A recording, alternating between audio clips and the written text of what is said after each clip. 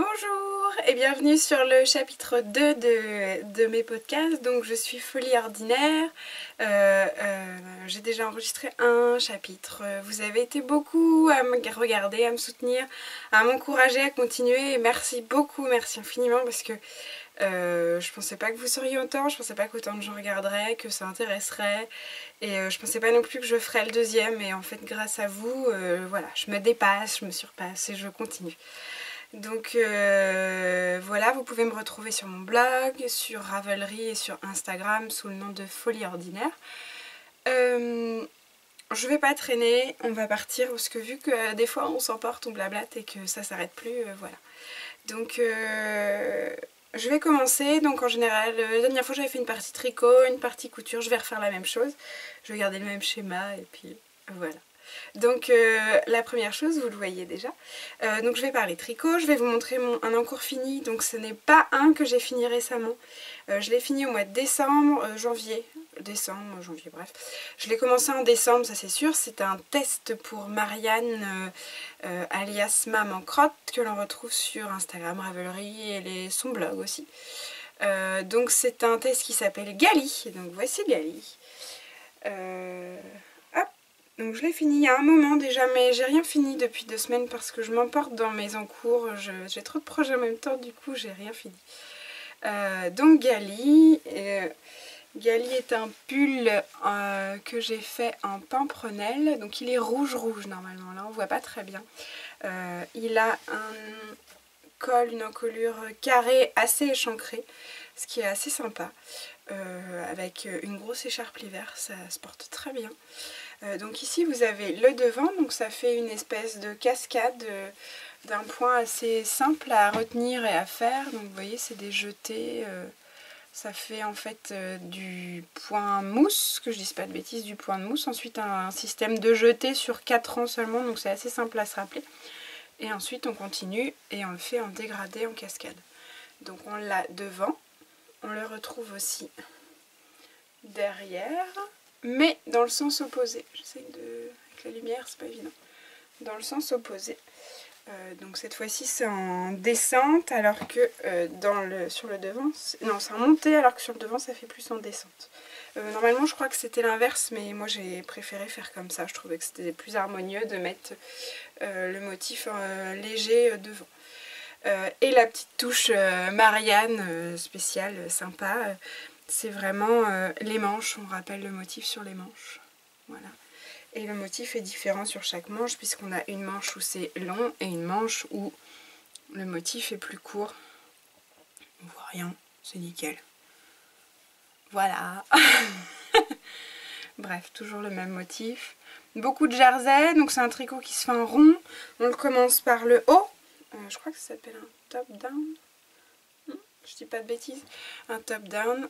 Donc on commence vers le haut, on descend jusqu'en bas.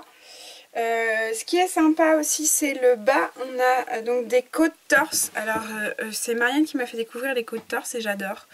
Parce qu'il y a un fini plus propre, plus posé. Donc voilà, là ce sont des côtes torse. Je sais pas s'il va me faire le point.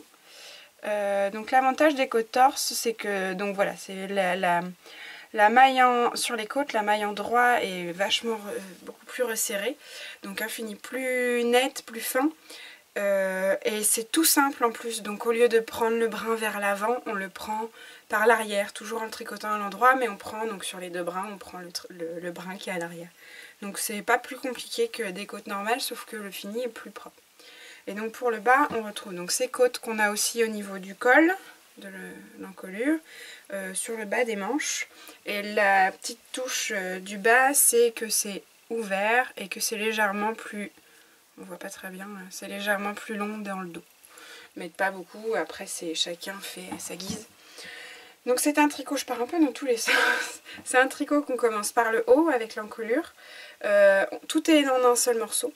On tricote d'abord donc des agrandissements pour les manches, des augmentations pour les manches. On voit bien la marque là, la ligne d'augmentation. Et tout en tricotant toujours le devant, le dos, les manches en rond. Au niveau de la manchure, on sépare, on met les mailles des manches en attente et on tricote le corps. Donc le corps, je sais pas si...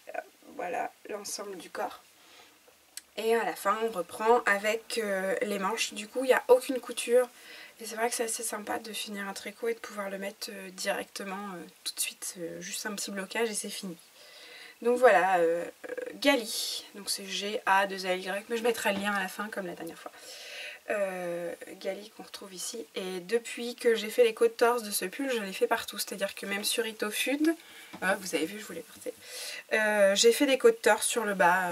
On retrouve pareil. Donc il y a très peu de différence. C'est juste qu'en fait elles sont plus serrées. Les mailles endroits sont plus resserrées. Et le rendu est joli. Donc voilà pour les encours tricots, pour les tricots finis, j'ai rien d'autre à vous montrer. Par contre j'ai plein d'encours, donc je vais vous montrer ce que je peux vous montrer. Donc j'ai toujours le fameux Guston, je vous en avais parlé, c'est le pull homme que je fais pour mon oncle. Donc j'ai peu avancé, mais je voulais vous le montrer quand même. Je sais qu'il y en a certaines qui ont eu une demande de leur mari suite au podcast, donc j'ai vraiment peu avancé là. Il faut que j'arrive à 38 cm de corps avant de démarrer le motif. J'aurais bien aimé vous montrer le motif, mais bon, ce sera peut-être pour une prochaine fois. Puis comme c'est un pull d'hiver, si je le finis que pour son anniversaire au mois de novembre, c'est pas très grave. Voilà, bon, je vous le montrerai pas à chaque fois, mais on a l'avancée. Comme il y a une meilleure caméra, vu que oui, vous avez vu, j'ai changé de matériel, de luminosité aussi, j'ai pris tous vos conseils en note et voilà. Donc Guston, je l'ai fait en cascadiane. Je vous remontre une fois, vite fait. Hop, je vais pas m'attarder trop dessus. Cascadiane, hop. 220. J'ai pas le coloris, mais c'est un espèce de gris taupe. On voit un peu...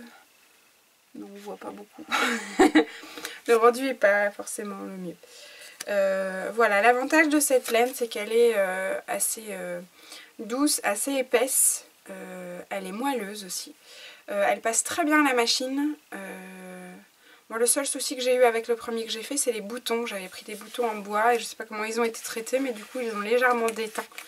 Donc ça se voit pas sur le pull. La laine a très peu pris au niveau de la teinture, donc je suis assez contente, même si j'ai beaucoup râlé quand j'ai vu ça. Mais sinon la laine voilà, passe très bien à la machine. Si quand elle... vous savez, des fois il y a des petites bouloches, un rasoir à laine et ça part très vite. Il y a peu d'usure quand même pour le nombre de fois où ça a été porté. Donc voilà pour le premier encours. Je traîne pas parce que je vous l'ai déjà montré. Alors, voilà.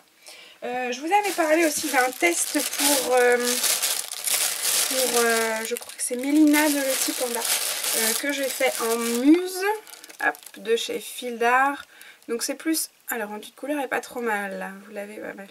Donc c'est plus, c'est du coton. Alors j'ai quelqu'un qui m'a expliqué ce que c'était le modal, donc merci beaucoup. Donc coton, lin et modal. Donc le modal c'est de la fibre de hêtre, à ce qu'on m'a dit. Donc voilà, je me suis couchée moins bête et grâce aux échanges, encore merci, on apprend des choses. Donc voilà, donc du coup c'est une laine 100% naturelle, je trouve. Elle est très souple aussi, donc je vous le montre, mais je ne vous montre pas le rendu final parce que je n'ai pas le droit, c'est secret. Donc je vous montre juste sur les aiguilles à l'arrache sans vous montrer les détails, parce que là j'en suis à, il faut que j'arrive à 12 cm du corps avant de reprendre les détails. Et donc sans vous en montrer trop, voilà. Et voilà, on voit rien, c'est secret. Donc c'est un petit top, je vous avais dit, manche courte. Donc beaucoup de jersey avec un motif dentelle que je ne vous montrerai pas. L'avantage c'est que je pense que pour l'été ça peut être sympa à porter. Donc c'est manche courte, mais bon, chez nous il fait pas super chaud, on est en Normandie, donc même l'été on n'a pas canicule, donc c'est largement portable comme ça peut être sympa. Voilà. Donc j'espère que ça vous donne envie, vous en verrez plus quand il sera terminé et que j'aurai le droit de publier. Normalement on a jusqu'au 23 avril, donc je pense qu'après ça devrait le faire. Peut-être fin mai, j'aurai le droit, on verra. En revanche, je me suis lancée dans un deuxième test pour Marianne de nouveau. On ne m'arrête plus sur les tests. Donc cette fois-ci c'est un pull enfant. Quand j'ai vu ce modèle, je l'ai trouvé magnifique. Elle l'a fini il y a peu de temps, il y a deux semaines peut-être. Et j'ai pas d'enfant, mais je suis marraine. Bientôt marraine, le baptême n'a pas encore été fait. Enfin, c'est une petite qui a 1 an, donc petite Juliette qui a 1 an, un peu plus d'1 an. Et donc je lui fais en taille 2 ans. Donc c'est un très joli pull que je vous retrouve. La photo que j'ai mise de côté. Là, forcément, ça bug. Hop, hop, hop. Ça vient. Les aléas du direct. Magnifique. Donc voilà. Hop. Donc ce petit pull, donc vous voyez la fille de Charlotte, la fille de Marianne. Donc un pull avec des échelles. Donc on retrouve un peu le dégradé qu'on avait dans Gali, sauf que donc c'est pas un pull déjà, c'est un gilet, merci. On retrouve le dégradé qu'on avait dans Gali, mais cette fois-ci c'est pas un motif sur du jersey, c'est un ajouré, un point ajouré, un peu dentelle. Donc on l'a dans le dos, après on est libre de le faire comme on veut, c'est un petit gilet manche courte qui se tricote du haut vers le bas, sans couture encore une fois, ce qui est encore super génial. Et donc pour le moment j'en suis qu'au début, mais ça donne ça. Donc elle l'a faite en pimprenelle et moi je vous la montre en, alors c'est de la Lambswool de chez Fildar. Donc voici le motif d'échelle, donc là on a l'encolure, on a hop ici la ligne d'épaule avec les augmentations, le devant ici, le dos, toute cette partie là, hop, la ligne d'épaule et le deuxième devant. Donc en gros si on le prend en rond, ça donne quelque chose comme ça. Ça me paraît petit pour du 2 ans, j'ai peut-être pris... Non, j'ai respecté l'échantillon, mais on voit pas très bien, c'est le début quoi. Donc le point est assez simple à retenir, il se fait sur deux rangs, le motif, à dégrader un peu à notre guise. Je trouve assez simple à mémoriser pour le moment. Puis c'est vraiment pas compliqué, c'est 2 mailles ensemble tricotées, un jeté et ensuite on répète sur l'envers, envers endroit, 2 mailles ensemble, un jeté. C'est toujours les mêmes mailles, donc pas de points compliqués, pas de démarche difficile, c'est vraiment assez simple. Voilà.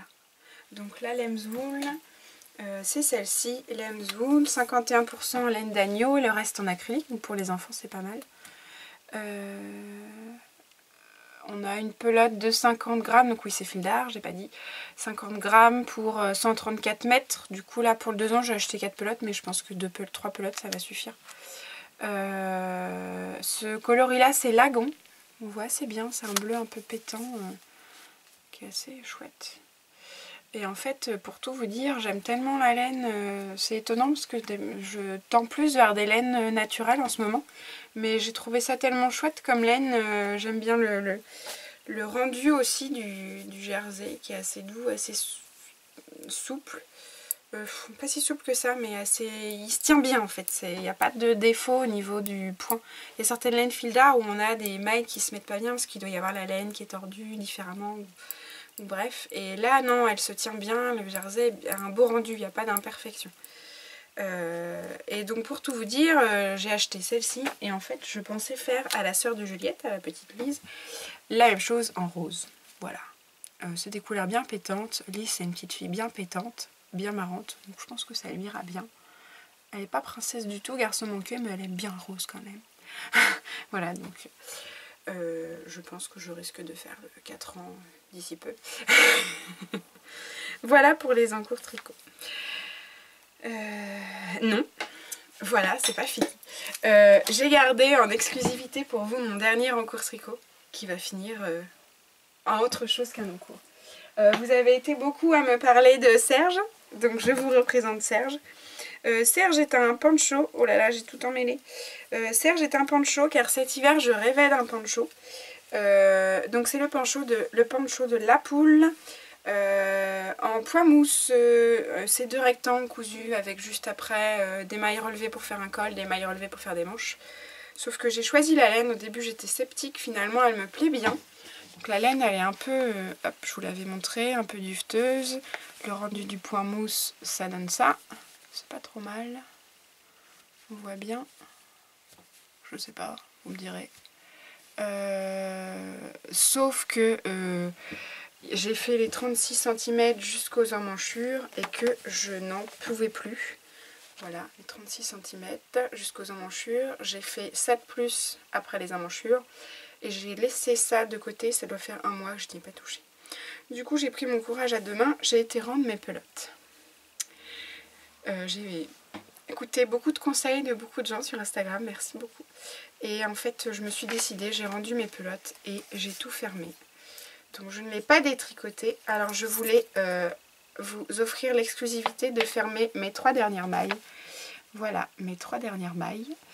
Je vais les fermer avec vous. Et pour tout vous dire, je pense que ça finira en couverture pour chat. Parce que les chats aiment bien dormir dedans.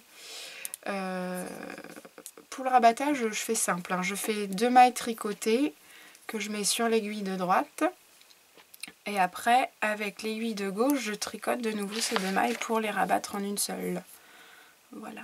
Et ensuite, je continue. Et là, je vous laisse le privilège de voir la dernière maille rabattue. Et je ne parle plus de ce projet. Et je pense qu'avec Marianne, qui est très intéressée, nous allons faire un cal l'hiver prochain pour le poncho de nos rêves. Et voilà en exclusivité Serge le poncho qui devient Sergi la couette. Hop, tout ça c'est terminé, un méli-mélo. Et voilà pour vous, Sergi la couette pour les chats. Et j'en mets tout, et tout va bien, et c'est parfait. Sergi la couette, bienvenue. Voilà, je vous laisse imaginer ce que ça aurait donné un poncho. Mais moi je le sentais pas, donc la largeur, voilà, la largeur sur les bras, pas convaincue. Ouais. Peut-être que oui, peut-être que non, je le saurai jamais parce que j'abandonne, j'en peux plus. Ma blague de la dernière fois, inattendue, c'était vraiment mon ressenti, et voilà. Donc merci à toutes pour vos conseils, et c'est bon, pour Serge c'est fini. Et j'arrête là pour le tricot. J'ai plein d'autres projets pour l'après, je vais me concentrer sur ceux que j'ai là. Il y a le vitamine D qui m'intéresse beaucoup. Il y a le Morning in Engelberg que j'aime beaucoup aussi, que je pense que je ferai en septembre pour l'hiver prochain. Avec Simone, on a ce projet-là. Et après, j'ai plein d'autres projets, mais on va y aller chaque chose en son temps. Surtout qu'en ce moment, je vous avais dit la dernière fois que j'attendais une surjeteuse. Elle est arrivée, en fait pour tout vous dire, vous êtes sur mon coin couture, vous avez la machine à coudre juste derrière. Et là, j'ai ma surjeteuse. Voilà, on est content, on a vu. Et je trouve ça génial, c'est l'outil qui me manquait, moi qui est un peu perfectionniste sur les finitions. Je m'amuse beaucoup avec et du coup comme j'ai reçu ça, c'est un peu comme toutes les nouveautés, on découvre, on fait, du coup on ne s'en occupe que de ça. Donc comme j'ai mes 2 tests et que j'avance peu, je me concentre sur ces 2 tests et je fais beaucoup de couture. Donc je vais commencer par vous montrer mes coutures terminées. Je vous avais montré la dernière fois le découpage des coussins que j'avais prévu pour une copine qui était amoureuse de la doublure de mon manteau. Hop, les petits hiboux multicolores. Et donc voilà, je les ai enfin terminés, donc je peux vous les montrer. Donc c'est des coussins de 50 par 50. J'ai fait quand même un patron pour les rectangles, pour que ce soit des beaux rectangles, des vrais beaux rectangles, bien perpendiculaires. Au niveau des finitions, j'ai juste ajouté un petit passepoil, parce que j'adore le passepoil. Voilà, je trouve que c'est sympa, le rendu c'est bien propre. J'ai fait un coussin à fermeture, hop, et la fermeture je l'ai cachée. C'est évident de vous montrer, voilà, la fermeture est cachée par un petit rabat.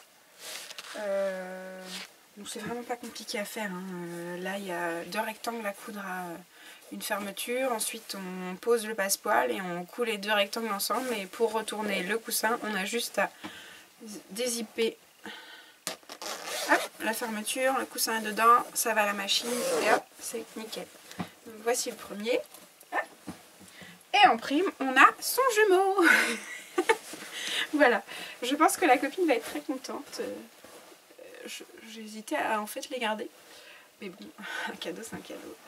Voilà, bon, ils prennent bien de la place, mais j'aime bien les gros coussins. Alors pour l'intérieur, je me suis pas cassé les pieds, j'ai acheté des coussins Ikea hein, de base, c'est même pas 5 € je crois l'intérieur, la garniture, avec la housse et tout. Et après, le passe-poil et maison, c'est un biais avec un cordon à l'intérieur.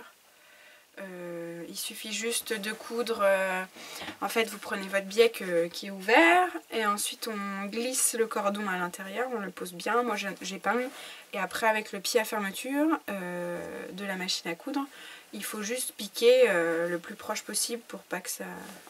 On voit un peu la piqûre, hop, vous voyez j'ai piqué en noir en plus, on voit la piqûre, hop, pour bloquer le cordon et après il suffit juste de le poser sur le tissu. Si jamais il y en a qui ont besoin d'aide ou de conseils, n'hésitez pas à me demander. C'est très simple. Voilà, je ne m'attarde pas sur les coussins parce qu'ils sont beaux, mais quand même, je ne vais pas faire 3 quarts d'heure dessus. Voilà. Le deuxième projet terminé en couture, c'est ma nouvelle jupe préférée. J'ai acheté je vous l'avais montré la dernière fois, c'est la Jade Skirt. Qui est... très bonne question. Je veux bien vous la montrer, mais hop, elle est rangée, normalement. Hop, Jade Skirt, c'est celle-ci. Donc moi j'ai fait le modèle A. Donc en fait c'est une jupe en jersey avec un jeu de plis. Donc c'est extensible. Il y a avec ou sans fermeture au choix. Il y a taille courte ou taille longue. Enfin courte c'est sous mi-cuisse, hein. C'est au-dessus du genou, après elle remonte. Mais bon. Le dilemme que j'avais, c'est que je suis pas trop jersey. Je sais pas pourquoi, je raffole pas du jersey. C'est peut-être la couture qui m'agace, la couture du jersey que j'aime moins. À Noël, je vous avais montré, j'avais acheté... voilà, je vous ménage le suspense, j'avais acheté ce tissu. Chez Pretty Mercerie, donc des belles feuilles jacquard avec du rose au centre. Hop, est-ce qu'on voit un peu plus? Ouais, c'est pas mal. Et je ne savais pas quoi en faire. Au début, je voulais faire une robe et en fait, j'ai pris qu'1 mètre parce que je ne savais pas trop. Et les robes pour 1 mètre de tissu, c'est un peu juste. Et en fait, j'ai la Jade Skirt, ça fait des années que je l'ai vue. Au début, donc c'est pas Prika Pattern. Au début, la personne qui fait ça, je crois que la dame s'appelle Lisa. C'est une Allemande qui vit en France. Donc Lisa l'avait mise à disposition sur son blog et depuis elle a fondé donc sa marque. Elle a sorti pour le moment 2 patrons mais qui sont très beaux. Donc cette jupe en jersey et un sweat avec un espèce de col assez large, sympathique. Qui peut être fait aussi, donc c'est un pull robe. Ce qui est intéressant parce que du coup c'est des patrons assez modulables. Je dis beaucoup et je me suis perdue. Donc oui, j'aimais beaucoup ce patron et je me suis dit pourquoi pas essayer de mettre ce tissu avec ce patron. Sauf que tissu, qui dit patron en jersey dit tissu adapté. Donc normalement je fais une taille 5 chez Paprika Pattern. Et dans les explications sur le site, on avait toute une procédure pour voir l'élasticité du tissu. Donc j'ai regardé, je vous expliquerai, c'est très facile à faire pour voir l'élasticité du tissu. Donc c'est en pourcentage, donc en général les jerseys c'est entre 50%, enfin en gros c'est pour voir l'extensibilité du tissu. Par exemple si je prends l'intérieur, la doublure jersey, on voit que le tissu il s'étend, forcément on voit rien, noir sur noir. On regarde et le tissu il s'étend de façon assez importante. Donc là c'est pas compliqué, sur 10 cm on met 2 épingles, 10 cm sur le 0, 10 cm plus loin on met une épingle. Et ensuite on étend le tissu, on met une nouvelle épingle quand on atteint les 10 cm. Et il y a un calcul à faire que je vous mettrai si ça vous intéresse. Au niveau de l'agrandissement, et cet agrandissement là va permettre de savoir l'élasticité du tissu, s'il s'étend à 25%, à 50%, à 80%. Et donc moi j'avais que 15% d'élasticité, sachant que dans le site elle parle d'au moins 25% d'élasticité. Donc je me suis pas démontée, je me suis dit je la veux ma jet skirt avec ce tissu et je l'ai faite mais une taille au-dessus en me disant qu'il y a 4 cm en fait au niveau des tailles. Par exemple pour un tour de poitrine, moi je faisais la taille 5 à 95, avec le jersey le patron arrivait à 91, elle avait 4 cm de marge pour l'élasticité, pour qu'il y ait une bonne tenue de la jupe. Du coup j'ai fait la taille au-dessus, comme ça je me retrouvais avec très peu de, j'ai 1 cm de moins que mon tour à moi. Donc je comptais sur l'élasticité du tissu et je vous montre le résultat parce que je parle et je ne vous montre pas. Donc voilà ma jupe, hop, en entier si c'est possible, voilà. Donc on a le jeu de plis que j'aime beaucoup. Le derrière est assez simple. Moi j'ai décidé de mettre une fermeture parce que vu que c'est pas élastique, enfin peu élastique, j'ai mis la fermeture. D'ailleurs j'ai bidouillé. Pas pour la fermeture. De plus près, ça donne ça. Donc le système de pli est vraiment bien expliqué. Il est montré en vidéo, il y a une explication papier. Il est fixé pour pas que ça bouge de trop. On a une ceinture. Alors au début je me suis dit punaise, les plis sans la ceinture, ça faisait vraiment une mini jupe. Je me suis dit je me retrouvais les fesses à l'air en permanence, c'est même pas la peine, je vais jamais la porter. Et en fait avec la ceinture, ça se porte très bien. Le rajout en haut c'est superbe. Enfin c'est pas superbe, c'est super bien. Donc voilà, on a les plis. Moi j'ai choisi la version 4 plis plus basse, avec le côté qui relève un peu sur une face. Derrière on a 2 pinces, hop, une ici et une de l'autre côté. Elle est ma pince là. Et on a une fermeture. La fermeture qui est posée simplement. Donc j'ai bidouillé parce que au niveau de la couture de la ceinture, j'ai cousu l'avant avec l'avant au lieu de coudre. Non, j'ai cousu l'arrière avec l'arrière au lieu de coudre l'avant. Du coup, je me suis retrouvée avec une couture à faire et j'avais peur que ça rate. Donc j'ai fait une double piqûre au niveau de la ceinture pour bien tenir au reste de la jupe. Et voilà. Donc franchement, je pense que je retenterai l'expérience parce que cette jupe-là est vraiment... Elle est pas compliquée à faire. Il faut juste comprendre le système de... Là où j'ai bugué, c'est vraiment le système de couture des plis. Vous voyez, en fait, sous chaque pli caché, j'ai une couture. Voilà. Sous le suivant, c'est pareil. En fait, c'est pour éviter que les plis bougent de trop ou remontent. Du coup, là, on a les plis qui sont fixés et ça bouge le moins possible. Hop. C'est pas évident de voir sans que ce soit porté, mais voilà. C'est un patron en anglais, il faut le savoir. Après, tout est détaillé en images avec des renvois. Donc, quand on n'est pas trop doué, moi je suis plus douée en tricot en anglais qu'en couture en anglais. Mais on peut s'en sortir, franchement. Voilà. Avec word référence à côté pour les mots qu'on ne sait pas trop, c'est assez chouette. Et porté avec des collants noirs, un t-shirt noir, un chemisier noir, c'est assez sympa, ça pète un peu. Et voilà. Pour le moment, je l'ai porté assez souvent. Comme à chaque fois, je fais un nouveau truc. En fait, j'ai tendance à vouloir le porter tous les jours. Bon, à l'école, c'est pas terrible. J'ai pas testé en même temps. Voilà. Je vous ai pas parlé de la doublure parce que oui, du coup elle est doublée. Donc voilà, on retrouve là on va voir, oui, les coutures des plis qui sont faits. Et donc la doublure, j'ai pris un jersey noir tout simple, hein. Lui il est élastique. En fait c'est les deux mêmes jupes, hein. Faut juste, le patron est à décalquer une fois dans le tissu principal et une fois dans la doublure, et après l'assemblage j'ai bien détaillé, il n'y a aucun souci. Voilà pour Jet Skirt. Je la conseille.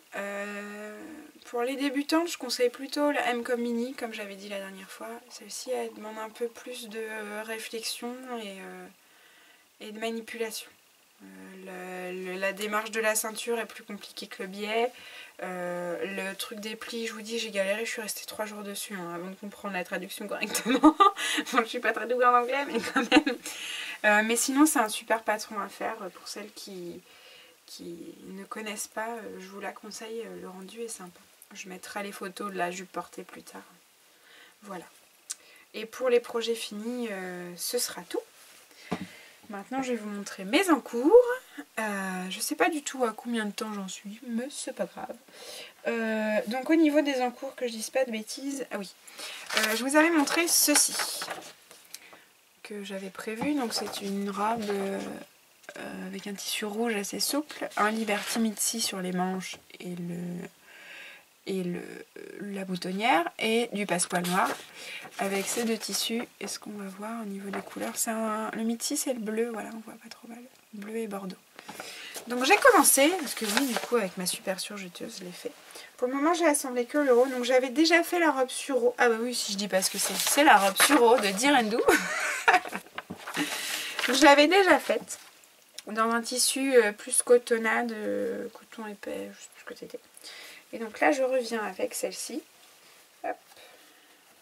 Et j'ai fait pour le moment que le devant. Alors que je vous montre, est-ce que ça va comme ça? Donc on a les pinces de la poitrine, on ne voit pas. Donc l'encolure assez échancrée. L'encolure je l'ai faite différente, je l'ai faite en taille, j'ai écrit taille 34, alors je sais plus ce que j'ai voulu dire. Je pense que je l'ai échancrée plus que ce qui est prévu. Parce que j'avais envie. Voilà.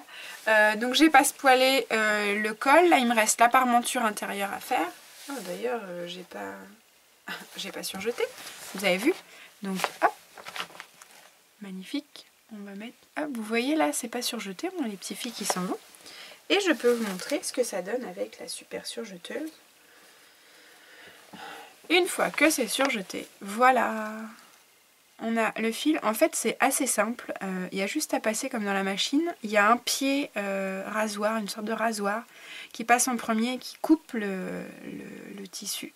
Et ensuite le fil fait son travail et il borde et ça évite. Donc bon, je dis pas que c'est parfait, hein, il y a toujours, là j'ai eu un petit raté parce qu'avec les plis ça n'a pas été bien pris dans la surjeteuse, mais voilà. Donc pour le moment j'en suis là. Je pense que je mettrai des boutons noirs. Alors j'ai tellement voulu faire vite que j'ai oublié le passepoil au niveau de la boutonnière. J'avais prévu mettre un passepoil ici, puis finalement je ne l'ai pas mis. Je me dis que je rehausserai avec des boutons noirs. Je mettrai quand même le passepoil, donc j'ai mis au col. Je le mettrai au bout des manches. Parce que les manches, je sais pas si je les ai dans le coin. Si, là. Hop, j'ai fait des manches courtes. Donc les manches je les mettrai au bout là et je ferai un passepoil au bout de la manche sur cette face là. On a un rond. Hop. Je le mettrai aussi au niveau de la ceinture et je pense, alors là bon c'était un dessin mais je sais pas si je le remettrai aussi en bas. Je sais pas. Pour le moment je suis dans la réflexion. J'avance doucement, je vais plus doucement que ce qui était parti. Mais voilà, donc la robe sur haut. L'avantage c'est, je vous l'avais déjà dit, moi j'ai une préférence pour les patrons Direndou au niveau de la taille, de la morphologie. Je trouve qu'il y a une réalité plus réaliste. Il y a une justesse au niveau de la morphologie qui est plus réelle. Voilà. C'est-à-dire que je trouve que c'est vraiment plus adapté au niveau poitrine, hanche, taille. Poitrine, taille, hanche. Je trouve que elle respecte plus la morphologie féminine que M comme Marie, où je vous avais dit que la M comme Mini, je la fais en XL alors que je fais du 40. Et j'ai même fait acheté du 38 hier, un pantalon en 38. Bon, il y a l'élasticité du jean. Mais voilà, je trouve qu'au niveau réalité morphologique, je me retrouve plus dans Direndou, qui en plus propose du coup une gamme plus large de taille, donc c'est plus ouvert, donc ça va du 34 au 46. Hop, donc c'est plus ouvert pour celles qui ne connaissent pas. Ça peut être adapté pour les fortes poitrines, pour les fortes hanches. Quand on n'est pas filiforme, c'est vrai que c'est sympa d'avoir des patrons qui sont assez diversifiés au niveau des tailles. Du coup, je vais pas m'arrêter là pour le Direndou. J'ai pas d'autres en cours en couture. La couture, j'essaye de me cantonner à un seul. Parce que déjà, quand tricot, je m'y retrouve pas. Parce que je commence trop de trucs. La couture, j'essaye de cloisonner. Par contre, je peux vous montrer mon prochain. Parce que oui, je cloisonne, mais je sais déjà ce que je vais faire après. Donc, celui-là, que beaucoup ont dû déjà voir, c'est le short châtaigne. avec un tissu que j'ai trouvé à Mondial Tissu. Je suis tombée amoureuse de ce tissu. Et une petite dentelle que je m'étais dit pourquoi pas mettre aux poches. À voir. Dans l'intérieur des poches, faut voir. Donc le short châtaigne. J'ai pas le patron à portée de main. Si, non, si, je sais pas. Si j'arrive à l'attraper, je vous montre. Mais, ah bah oui, voilà. Donc je l'ai acheté il y a pas longtemps. Donc ce patron là et le tissu rouge de ma robe sur eau, ce tissu là, ils viennent de chez So Couture, un magasin sur Rouen. La dame est très gentille. On a beaucoup de choix, c'est une des rares boutiques comme ça sur Rouen. Donc j'essaie de faire marcher un maximum parce que c'est toujours sympa d'avoir ce genre de boutique près de chez soi et que quand ça ferme, on est bien embêté. Donc short châtaigne, pareil, plusieurs versions avec l'ourlet, les petits crans, les poches ou pas, la taille haute, la taille normale, voilà.